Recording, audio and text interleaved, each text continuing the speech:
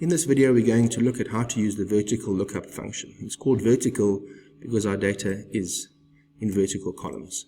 The idea here is to cross-reference this list with this list. And there is a common field between both of them, the employee ID here and the employee ID there. It is important that your list is sorted before you start doing something like this. So you need to sort this list here, and if possible that one, on the field that you're going to look up on. It's also important that the lookup field is the very first field, is in column A. So I need to find the first name for the employee 987147.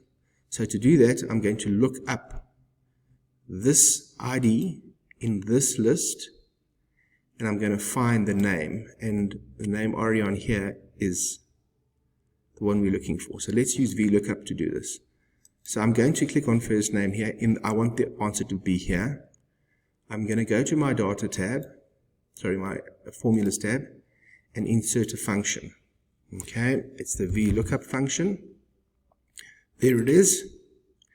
And the lookup value it's asking you for now is, what are you looking up? I'm looking at my employee ID. And that's found it already. Now the table array, please click in here to make sure you go in here, is the whole table where everything is. So you want to select that. And you need to put in your locking down. You need to lock down this thing by pushing the function F4 key. And again, just the F4 key is the one that does this. Now your range won't run away with you. It won't extend below this because I've literally locked it down. Now, in this table, what do I want back? Which column do I want back? Okay, I'm looking for the first name, so that would be the 1, 2, 3, the third column. So let's put the third column there.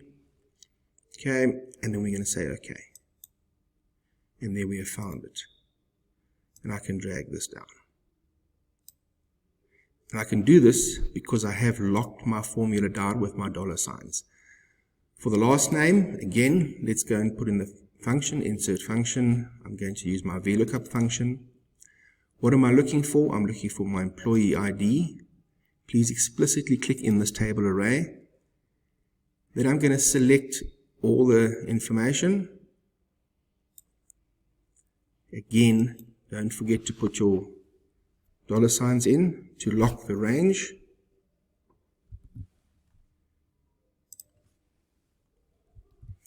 Now, what do I want back?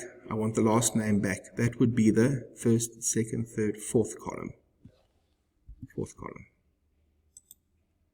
Okay, and I can drag it down. So Orion Boyle, 987147, 987147. Okay, that's how you do that.